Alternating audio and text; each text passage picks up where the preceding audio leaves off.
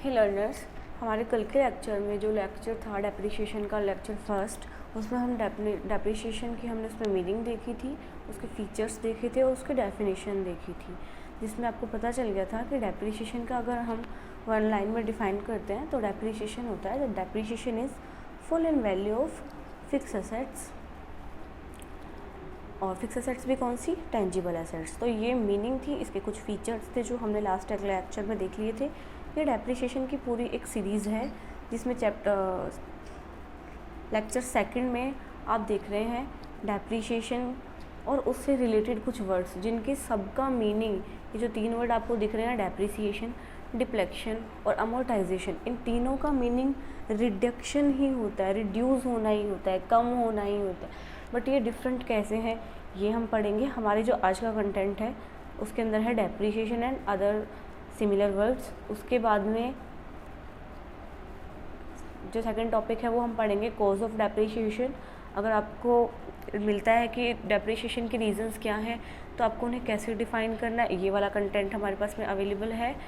और नेक्स्ट आप पढ़ोगे कि डेप्रिसिएशन को चार्ज क्यों करते हैं, नीड क्या है उसकी, या फिर हम कह सकते हैं कि ऑब्जेक्टिव क्या है, इम्पोर्टेंस क्या है डेप्रिसिएशन को चार्ज करने की, जिसके बारे में हमारे पास में सारे नोट्स अवेलेबल हैं।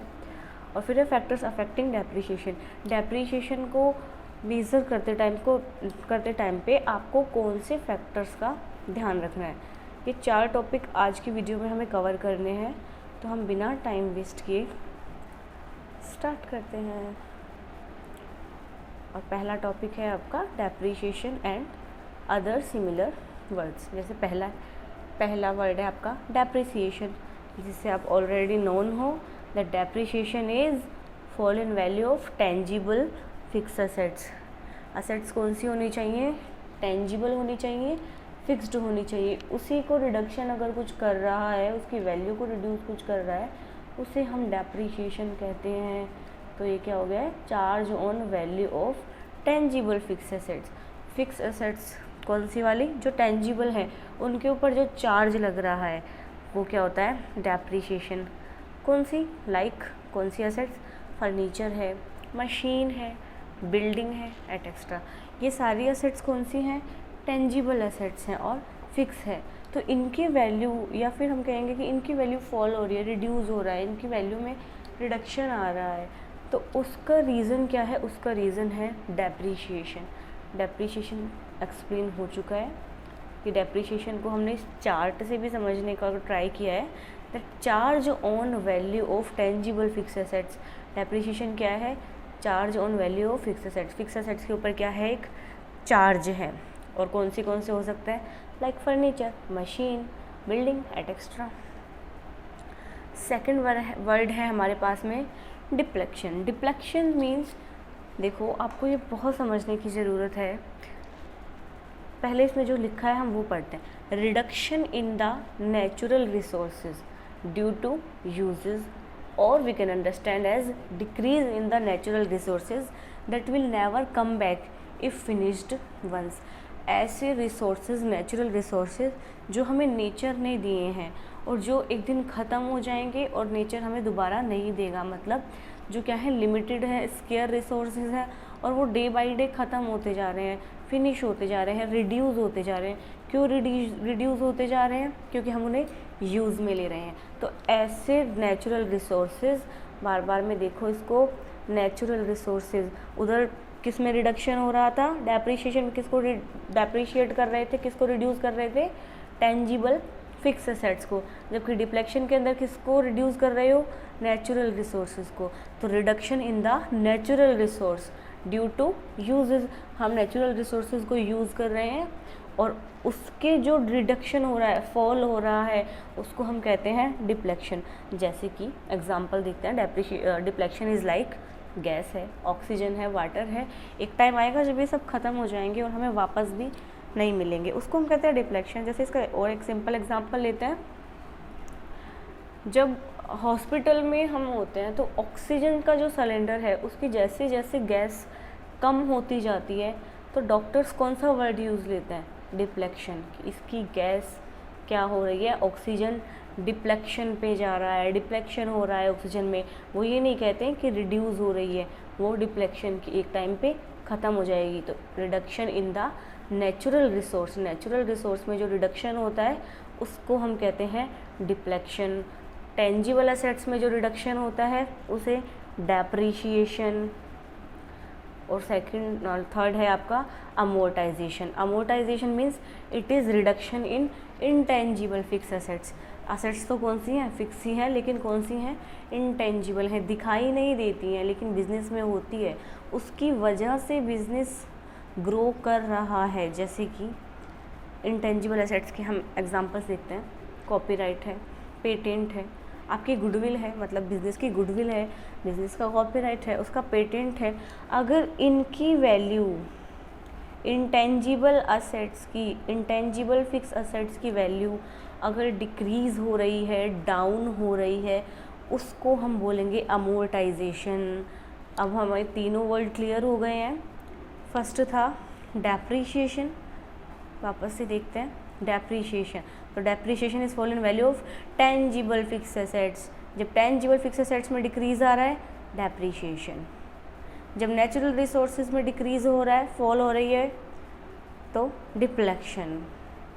जब इंटेंजिबल फिक्स एसेट्स में फॉलिंग हो रहा है, रिडक्शन हो रहा है, तो अमोर्टाइजेशन, जिसके हमने रीज़न भी दिए हैं, एग्जाम्पल्स भी आपको दिए हैं। तो कॉपीराइट है, पेटेंट है, गुडविल है, ये तीनों वर्ड्स हैं जो सिमिलर ही होते हैं, जिनमें तीनों का मीनिंग क्या है, सेम ही है, रिडक्शन होना, कम होना, कमी हो जाना, वैल्यू कम हो जाना। लेकिन किस किस की, डेप्रिशिएशन के अंदर टेंजिबल एसेट्स, डिप्लेक्शन के अंदर नेचुरल रिसोर्सेज, अमोर्टाइजेशन के अंदर इंटेंजिबल एसेट्स जो दिखाई नहीं देती है लेकिन उनकी वजह से बिजनेस ग्रो कर रहा है। सेकेंड टॉपिक हमारा आज की वीडियो का है कॉजेज़ ऑफ डेप्रिशिएशन। तो डेप्रिशिएशन क्यों लगता है, लास्ट वीडियो में भी आपने एक रफली आइडिया लिया है कि डेप्रिशिएशन के कॉज क्या हो सकते हैं, रीजंस क्या हो सकते हैं। यहाँ पे हमने डिटेल में पढ़ना है कि कॉजेज़ ऑफ डेप्रिशिएशन क्या है। तो यहाँ पे मैंने दो को ज़्यादा हाईलाइट किया है। ये चार्ट इसीलिए बने हैं कि आपको ईजीली लर्न हो जाए, आप बार बार में भूलें नहीं। अगर मैं आपको थ्योरी दूँगी एग्जैक्टली आप एक बार दो बार याद रखोगे, उसके बाद में आपको 2 या 3 दिन के बाद में वो क्लियर हो जाएगा। लेकिन अगर आपको ये सब माइंड में रहेगा कि हाँ एक सर्कल था, उसके बाद में 2 सर्कल बने हुए थे और दोनों सब पार्ट में दो सब पार्ट में क्या थे, डिवाइडेड थे, ये तुम्हें याद रह जाता है। तो हाँ पता था कि एक पहला था वियर एंड टियर और सेकंड था ऑब्सोलेसेंस। तो वियर एंड टियर में क्या है, यूजेस। वियर एंड टियर में रीज़न क्या है डेप्रिशिएशन का, आप उसको यूज़ कर रहे हो। और फ्लेक्स ऑफ टाइम, एक टाइम के बाद में उसकी वैल्यू कम होती चली जाती है। इनको हम आगे डिटेल में कर रहे हैं, अभी सिर्फ आपको सिर्फ ये डायग्राम समझ लेना है, ये पूरा चार्ट समझ लेना है।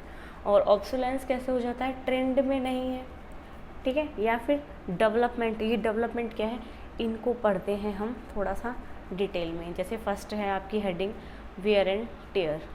तो normal wear and tear, normal wear and tear में क्या है, first due to uses. Depreciation क्यों लगा रहे हैं किसी भी असेट्स पे, ड्यू टू यूजेस। आप यूज़ में ले रहे हो किसी असेट्स को, तो एक टाइम के बाद में वो सेम वर्क नहीं करेगी, सेम रिज़ल्ट आपको नहीं देगी जो रिज़ल्ट आप लेना चाहते हो। तो ये क्या है, ड्यू टू यूजेस। अब देखो इसको पढ़ते हैं, आपको समझ में जाएगा। That every assets has a life for which it can run, produce और गिव सर्विस।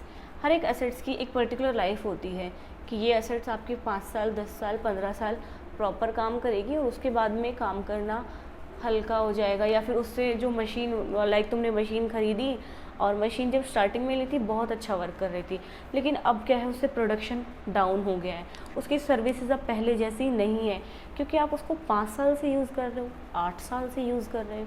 तो ये क्या है, ड्यू टू यूजेज, उसका यूजेज का टाइम बढ़ गया है, आपने यूज़ कर लिया है, इसलिए अब उसको डेप्रिशिएशन लग गया है, असेट्स की वैल्यू डाउन हो गई है। दस as we put the assets to use its worth decrease. जितना ज़्यादा आप असेट्स को यूज़ में लेंगे उतनी ही उसकी वर्थ क्या होगी, डिक्रीज़ होती जाएगी, कम होती जाएगी। जैसे एक एग्जांपल भी है, if you continuously use a bicycle its function will not same work after some time. अगर आपने नई नई साइकिल अभी परचेज़ की है तो आप देखोगे कि स्टार्टिंग में वो बहुत स्मूथली चलेगी, कुछ टाइम के बाद में वो क्या होगा, उसको चलना रफ़ हो जाएगा, वो सेम तरह से वर्क नहीं करेगी जिस तरह से हम जब नई लेके आए थे तब कर रही थी। तो ये क्या है, यूज़ करने के कारण उस पर डेप्रिसिएशन लग गया है, उसकी वैल्यू डाउन हो गई है। सेकंड है due to passes of time, या फिर इसी को हम क्या बोल रहे थे, efflux of time. Passes of time क्या कह रहा है कि जैसे जैसे समय बीतता जाता है असेट्स की वैल्यू कम होती चली जाती है, चाहे आपने वो असेट्स यूज़ में ही ना ली हो। जैसे पढ़ते हैं, as the time goes by elements of natural wind, sun, rain etcetera cause physical retraction in the worth of assets, like reduction in the worth of a piece of furniture due to passes of time even when it is not in used। जैसे कि तुमने एक furniture ख़रीदा, use में भी नहीं लिया उसको, लेकिन बारिश की वजह से, धूप की वजह से या नेचुरल हवा की वजह से, ये सारे रीज़न से वो क्या है, फिज़िकली देखने में अब अच्छी नहीं लग रही है, पहले जैसा वो फर्नीचर अब नहीं रहा है।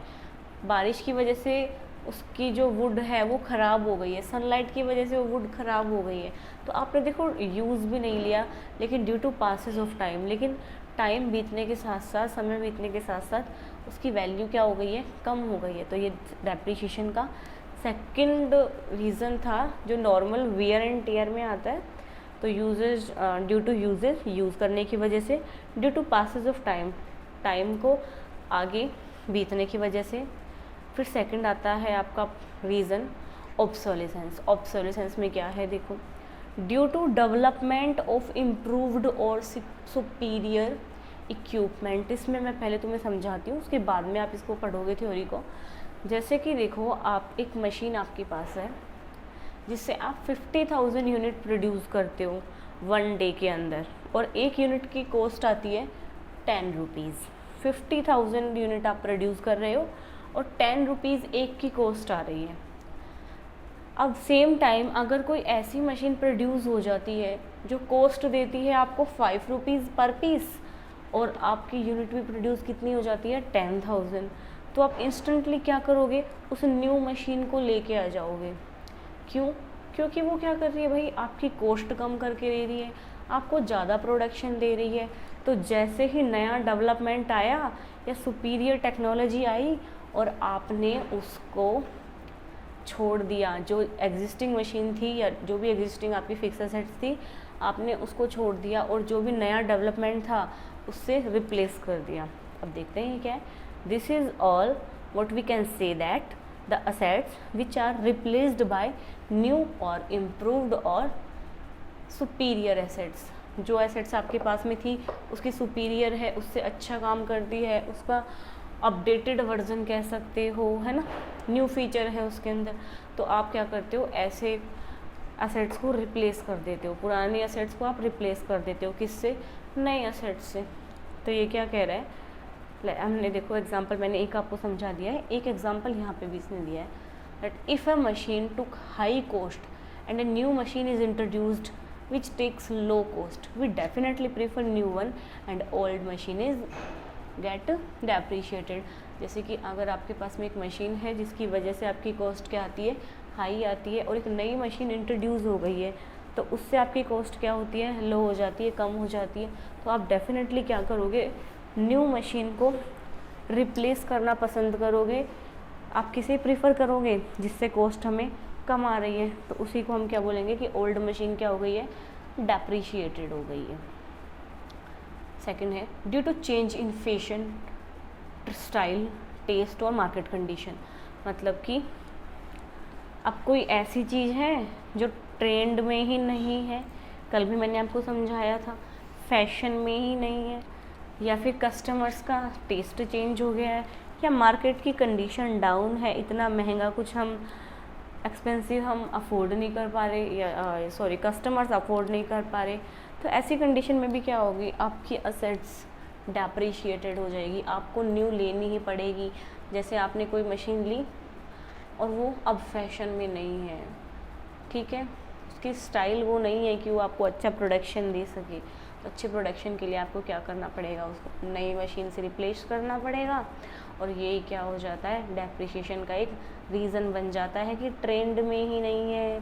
This is a very simple cause of depreciation of fix assets as if anything is not in trend. अगर कोई चीज़ ट्रेंड में नहीं है and people and fashion people will replace it, अगर कोई चीज़ फैशन में नहीं है या ट्रेंड में नहीं है तो पीपल्स लोग क्या करते हैं, उसको रिप्लेस कर लेते हैं। As a result old assets get depreciated, और उसकी वजह से क्या होता है, पुरानी एसेट्स क्या हो जाती है, डेप्रिशिएट हो जाती है, मतलब उनकी वैल्यू कम हो जाती है। नेक्स्ट जो टॉपिक है हमारा वो है नीड और objective of depreciation. It means कि क्या ज़रूरत क्या है, क्यों है नीड, क्यों हम डेप्रिशिएशन चार्ज करते हैं, उसके रीज़न्स क्या हैं। डेप्रिशिएशन ना चार्ज करें तो क्या हो जाएगा, हमारी फाइनेंशियल पोजीशन पे क्या इफ़ेक्ट पड़ेगा, इन सब का रीज़न्स पता करने के लिए ये टॉपिक है नीड या ऑब्जेक्टिव ऑफ डेप्रिशिएशन। तो नीड में इसने हमने डिफ़ाइन किया है एक चार्ट से, जो कि आपको फटाफट से याद हो जाएगा कि नीड के 4 पॉइंट थे 1 2 3 4, और फर्स्ट था हमारा एक्चुअल प्रॉफिट एंड लॉस। ये सब क्या है, ये डिफ़ाइन किया हुआ है एंड मैं आपको अभी रिसेंटली डिफ़ाइन कर ही रही हूँ। तो अभी पहला है आपका actual profit and loss, second है आपका true and fair view of financial position, third है आपका cost of production, and fourth है फंड फॉर रिप्लेसमेंट। जैसे हमारा फर्स्ट पॉइंट है उसको हम रीड आउट करते हैं, that determine actual profit and loss. अच्छा, अब डेप्रिशिएशन क्या होता है, एक इनडायरेक्ट एक्सपेंसेस होता है। तो अगर आप अपने इस इनडायरेक्ट एक्सपेंसेस को शो नहीं करोगे, एज अ रिज़ल्ट आपका प्रॉफिट हाई दिखेगा, प्रॉफिट ज़्यादा हो जाएगा क्योंकि आपने डेप्रिशिएशन को शो ही नहीं किया है। तो एक्चुअल प्रॉफिट को दिखाने के लिए आपको डेप्रिशिएशन को शो करना होता है, और क्योंकि ये आपके प्रॉफिट को कम कर देता है तो इसमें देखो लिखा भी है that it is a indirect expense which should be charged against revenue. ये किसके अगेंस्ट में चार्ज होना चाहिए, रिवेन्यू के अगेंस्ट में, and for analyse the actual profit और लॉस। और आप क्या कर सको, क्या एनालाइज कर सको, एक्चुअल प्रॉफिट और लॉस किसका, डेप्रिशिएशन का। तो एक्चुअल प्रॉफिट और लॉस को डिटरमाइन करने के लिए डेप्रिशिएशन को चार्ज करना बहुत बहुत ज़्यादा इम्पॉर्टेंट है। अगर आप नहीं करोगे आपका प्रॉफिट ज़्यादा दिखाएगा, आपकी असेट्स की वैल्यू ज़्यादा दिखाएगा, जो कि आपकी फाइनेंशियल पोजीशन को रिप्रेजेंट करते टाइम पे प्रॉब्लम आएगी। तो हमें डेप्रिशिएशन को चार्ज करना इसलिए भी इम्पॉर्टेंट हो जाता है कि हम उसकी actual profit and loss show कर सकें। सेकंड रीज़न है true and fair view of financial position.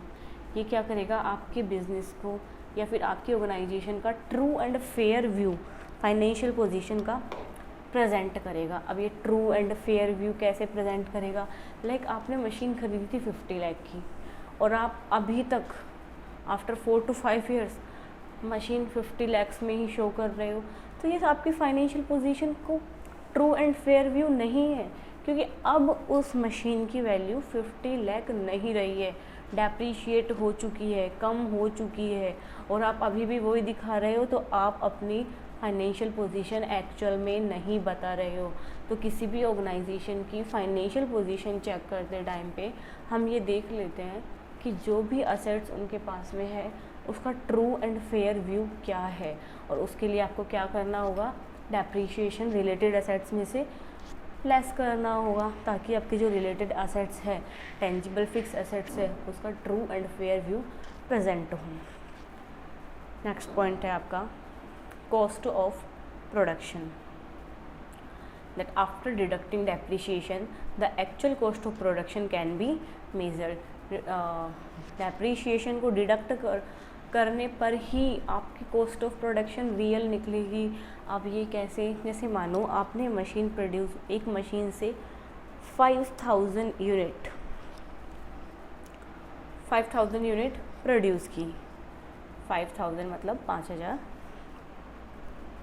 Units produce की, और आपकी मशीन को उस प्रोडक्शन करते टाइम पे या फिर हम कह सकते हैं कि प्रोडक्शन के टाइम पर आपकी मशीन की जो वैल्यू की डेप्रीशिएशन हुई है वो हुई है 10,000 रुपीज़ डेप्रीशिएट हो गए हैं, कम हो गए हैं मशीन की वैल्यू के उसको यूज़ में लेने से। और यूज़ में लेने से आपकी यूनिट कितनी प्रोड्यूस हुई?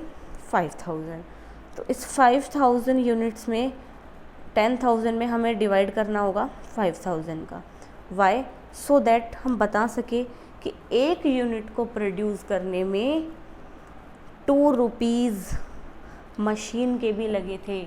तो जब आप प्रोडक्शन की कॉस्ट निकालोगे, टोटल कॉस्ट, तो उसके अंदर आपको पर पीस आपको कॉस्ट पता चलेगी कि एक मशीन, एक प्रोडक्ट को प्रोड्यूस करने के लिए 2 रुपये डेप्रीशिएशन के भी आए थे। अब अगर आप डेप्रीशिएशन चार्ज ही नहीं करोगे तो आपकी एक्चुअल कॉस्ट ऑफ प्रोडक्शन नहीं निकल पाएगी और उसकी वजह से आप क्या करोगे, प्रॉफिट भी आपका डाउन हो जाएगा। फोर्थ है हमारा फंड फॉर रिप्लेसमेंट। अब देखो, हर साल आप क्या कर रहे हो, मशीन का 10,000 अमाउंट डाउन कर रहे हो, हर साल कर रहे हो। हर साल का आपका यही काम है कि एक मशीन आपने 1 लाख में परचेज़ की और हर साल आप ये करते हो कि 10% डेप्रीशिएशन उसके ऊपर राइट ऑफ कर देते हो। तो अब आपको क्या पता चल गया है कि 10 ईयर्स आपकी क्या है, मशीन की लाइफ है। 10 ईयर्स के बाद में आपको मशीन रिप्लेस करनी पड़ेगी।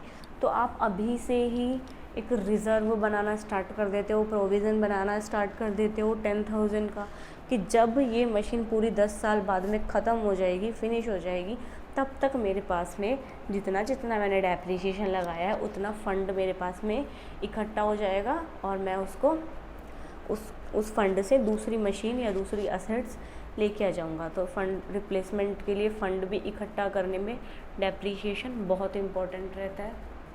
जैसे as every year we deduct the amount of any fix assets so that we can also make reserve for the new one. So it is also helpful to make fund for replacement of existing assets. Last topic है आपका कि depreciation का interval हम कह सकते हैं या फिर हम कह सकते हैं परसेंटेज, अमाउंट, ये सब फिक्स करने के लिए कौन से फैक्टर्स अफेक्ट करते हैं, कौन से फैक्टर्स ऐसे हैं जो डेप्रीशिएशन की वैल्यू को अफेक्ट करेंगे। तो हमारा पहला है factors affecting depreciation is cost of assets की कॉस्ट क्या है, रेजिडुअल वैल्यू या फिर स्क्रैप वैल्यू, ये क्या होती है अभी हम देख रहे हैं, और लाइफ ऑफ असेट्स की लाइफ क्या है। जैसे कॉस्ट ऑफ असेट्स, तो cost of assets including assets all over cost, assets की all over cost as its purchasing price, its installation expenses and other value that is occur on related assets. जैसे मानो आपने machine purchase की 50,000 में, उस machine को अपनी company में लेके आने के लिए आपको ट्रांसपोर्ट चार्ज भी देना पड़ा है और उसका चार्ज लगा है 1,000। तो 5,000 की मशीन थी, 1,000 का क्या हो गया है तुम्हारा ट्रांसपोर्ट एक्सपेंसेस हो गया है, तो अब मशीन हो गई तुम्हारी 6,000 की। अब उसको इंस्टॉल करने के लिए आपने 1,000 रुपीज़ और उस पर एक्सपेंस किए, तो अब आपकी मशीन की टोटल कॉस्ट कितनी हो गई है, 7,000 हो गई है। तो जब भी आप मशीन असेट्स की कॉस्ट निकालोगे तो उसके अंदर क्या, उसकी पूरी कॉस्ट लोगे, उसके ऊपर जितने भी एक्सपेंसेस आपने किए हैं, रिलेटेड एक्सपेंसेस हैं उस मशीन को रेगुलेट करने के लिए, वो सारे असेट्स की कॉस्ट के अंदर इंक्लूड होंगे। फिर सेकंड है scrap value. Scrap value is final value in which you sell the scrap of assets after all depreciation. जैसे कि आप एक मशीन लेके आए, ये एग्जांपल हमने पहले भी देखा है, अगेन हम देख रहे हैं। आप एक मशीन लेके आए 1 लाख की, 10,000 रुपीज़ पर ईयर आप डेप्रीशिएशन लगा रहे हो और आफ्टर 10 ईयर्स मशीन डेप्रीशिएशन लग चुका है। हमारी बुक्स ऑफ अकाउंट्स में मशीन एकदम ख़त्म हो जानी चाहिए क्योंकि अब पूरे 10 साल हो गए हैं, डेप्रीशिएशन लग गया है। लेकिन एक्चुअल में देखोगे तो क्या मशीन पूरी गायब थोड़ी हो गई है, उसका स्क्रैप तो बचा है, उसका लोहा तो बचा है, उसको तुम क्या कर देते हो, सेल कर देते हो, कबाड़े में बेच देते हो। वो जो कबाड़े में बेचा हुआ अमाउंट है वही स्क्रैप वैल्यू है। तो scrap value is final value in which you sell the scrap of assets after all depreciation, ये भी तुम्हें ध्यान रखना है। और फिर है लाइफ ऑफ असेट्स की लाइफ कितनी है, जैसे 5 साल चलेगी, 10 साल चलेगी, 15 साल चलेगी, ये सारी क्या हो गई है लाइफ ऑफ असेट्स। इन सारे नोट्स को आपको नोट डाउन कर लेना है, बिकॉज़ ये बहुत ज़्यादा इम्पोर्टेंट है। जब भी आप डेप्रिसिएशन चैप्टर पढ़ोगे, हमेशा फाइनेंशियल अकाउंटिंग में डेप्रिसिएशन चैप्टर आता है और इसकी पूरी सीरीज़ होगी, 8 लेक्चर्स में ये चैप्टर कंप्लीट होगा। आज हमने सेकेंड लेक्चर कंप्लीट किया है। After 6 lectures you are able to make yourself notes regarding depreciation. तो अभी आपको सिर्फ इतना करना है कि इस वीडियो को 2 से 3 बार देखना है, समझना है, ये सारे चार्ट्स बना लेने हैं, लिखने हैं इनको, ताकि आप लोग भूलो नहीं। जैसे ये चार्ट याद किया तो अब ये जो थ्योरी है ये आप खुद लिख सकते हो। ओके, लाइक ये आपने लर्न किया और इसकी थ्योरी आप खुद लिख लोगे। इन चार्ट्स को इम्पोर्टेंस देना। ओके, एंड अगर आपको लगता है कि कोई भी प्रॉब्लम है या फिर आपको लगता है कि कुछ चेंजेस होने चाहिए आपके अकॉर्डिंग, तो वो आप कमेंट बॉक्स में मुझे बता सकते हैं। And if you like it then please subscribe this channel. Thank you.